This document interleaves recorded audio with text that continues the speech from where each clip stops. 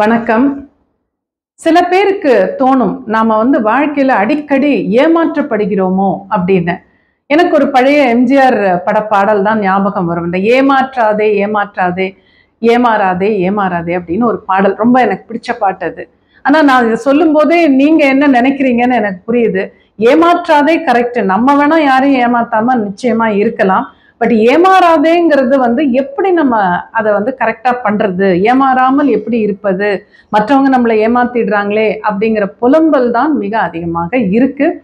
இதுல ஒரு பெண்ணுடைய அனுபவம் நான் சொல்றேன். அவங்க கவுன்சிலிங்காக சில வருடங்கள் முன்னாடி என்ன சந்திச்ச போது அவங்க என்ன சொன்னாங்கன்னா, நான் வாழ்க்கையில நிறைய ஏமாந்துட்டேன், நிறைய பேர் என்னை ஏமாத்திட்டாங்க அப்படின்னு ரொம்ப வருத்தத்தோட சொன்னாங்க. ஏன் அப்படி சொல்றீங்க, என்ன நடந்ததுன்னு கேட்கும்போது அவங்க சொல்றாங்க, காலேஜில் நான் படிக்கும்போது ஒரு பையன் என்னை காதலிக்கிறேன்னு சொன்னால் நாங்கள் நல்லா பேசி பழகிட்டு தான் இருந்தோம். ஆனால் காலேஜ் முடிஞ்சது, அந்த 3 வருஷம் முடிஞ்சு அதுக்கப்புறம் எம்பிஏ நானும் வேற இடத்துக்கு போயிட்டேன், அவனும் வேற இடத்துக்கு போனான். அதோட அதுக்கப்புறம் பேசவே இல்லை. எனக்கு ஒரு பெரிய ஏமாற்றம் அது. நான் ரொம்ப அவனை எனக்கு பிடிச்சிருந்தது, கடைசியில் ஒன்றுமே இல்லாமல் போயிடுச்சு. மிகப்பெரிய ஏமாற்றம், முதல் பெரிய ஏமாற்றம் வாழ்க்கையில் அப்படின்னாங்க. அடுத்ததாக என்ன, அந்த படிப்பெல்லாம் முடிச்சு வேலைக்கு போக ஆரம்பிச்ச பிறகு திருமணம் அப்படிங்கிற விஷயம் வந்தது. அப்போ வீட்டில் ஒரு மாப்பிள்ளையை பார்த்துருக்காங்க. அந்த மாப்பிள்ளையோட இவங்களும் பேசியிருக்காங்க. 2 பேருக்கும் பிடிச்சது. அவர் ரொம்ப நல்ல உத்தியோகத்தில் இருக்கிறதாக சொல்லி தான் திருமணம் நடந்திருக்கு.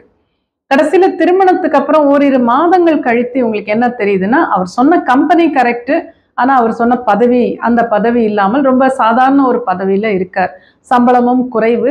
இது எல்லாமே ஏமாத்திட்டாங்க என்ன அப்படின்னு இவங்க சொல்றாங்க.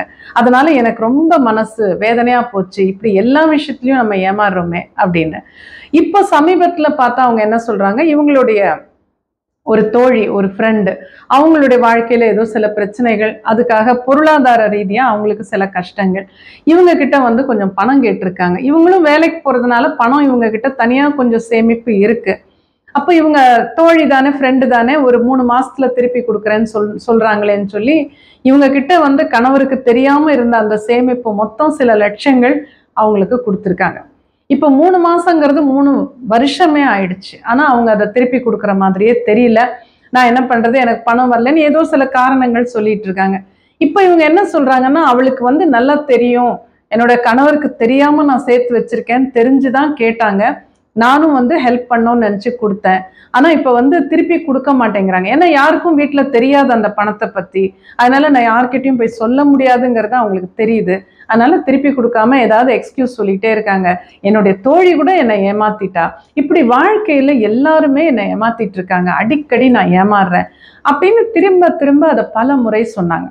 இது ஆங்கிலத்துல என்ன சொல்லுவாங்கன்னா, ஒரு விக்டிம் பேட்டர்ன் அப்படின்னு சொல்லுவாங்க. அதாவது எந்த ஒரு விஷயத்திலையும் அந்த தவறு இழைக்கப்படும் போது நான் தான் அங்க கஷ்டப்படுற ஒரு ஆளா இருக்கு, விக்டிமா இருக்கேன் அப்படிங்கிற மனநிலை நம்ம உருவாக்கிட்டோம்னா, ஒரு சூழ்நிலையிலையும் நமக்கே தெரிஞ்சாலும் நம்ம செய்யறது ஒரு ரிஸ்கான விஷயம், இதை பண்ண வேண்டாம் தெரிஞ்சுட்டா கூட நம்ம அதை பண்ணுவோம். ஏன்னா நம்ம மனசுக்குள்ள இப்படிதான் நம்ம வாழ்க்கையில நடக்கும் அப்படிங்கிற மாதிரி இருக்கும்.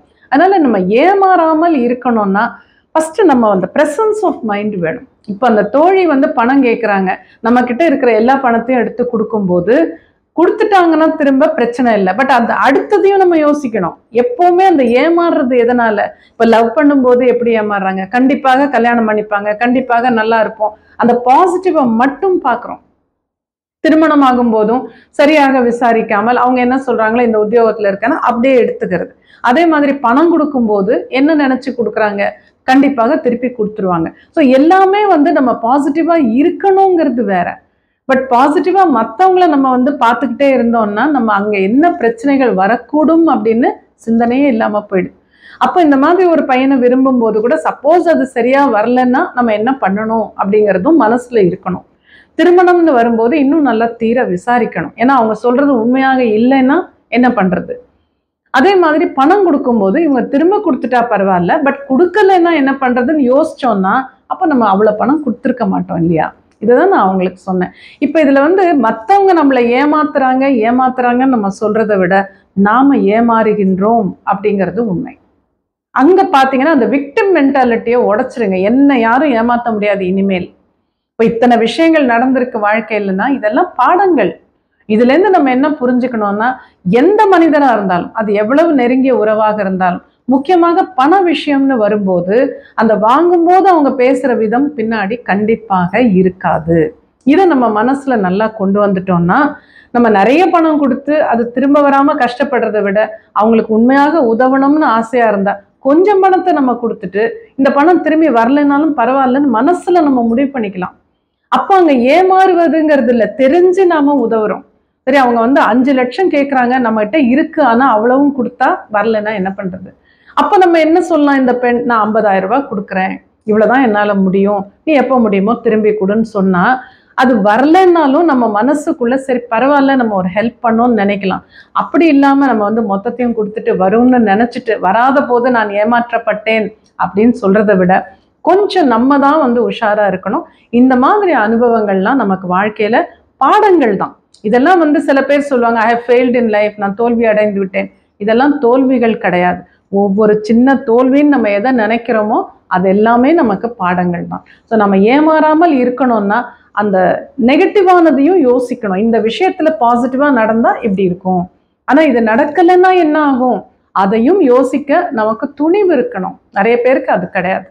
அந்த துணிவு இருந்து இது சரியா வரலன்னா அடுத்தது என்ன அப்படின்னு யோசிக்க முடிஞ்சதுன்னா நம்ம நிச்சயமாக ஏமாற மாட்டோம். நமக்கு தெரிஞ்சு என்ன பண்ணணுமோ அதை பண்ணலாம், தெரிஞ்சு உதவலாம், தெரிஞ்சு சரி இந்த விஷயம் இப்படி ஆனாலும் எனக்கு பரவாயில்ல அப்படின்னா அது வேற விஷயம். ஆனா நம்ம அந்த குதிரைக்கு கடிவாளம் போட்ட மாதிரி இந்த பாசிட்டிவா இது இப்படிதான் நடக்கும் அப்படின்னு நினைச்சு அதுக்குள்ள போயிட்டு அப்புறம் அப்படி இல்லைங்கும் போது வருத்தப்படுறதை விட கொஞ்சம் அவேர்னஸோட, பிரசன்ஸ் ஆஃப் மைண்டோட இருக்கிறதுக்கு நம்ம மனதை நம்ம தான் பழக்கி கொள்ள வேண்டும். கொஞ்சம் அதனால ஸ்மார்ட்டா இருங்க. லைஃப்ல யாருமே உங்களை ஏமாற்ற முடியாது.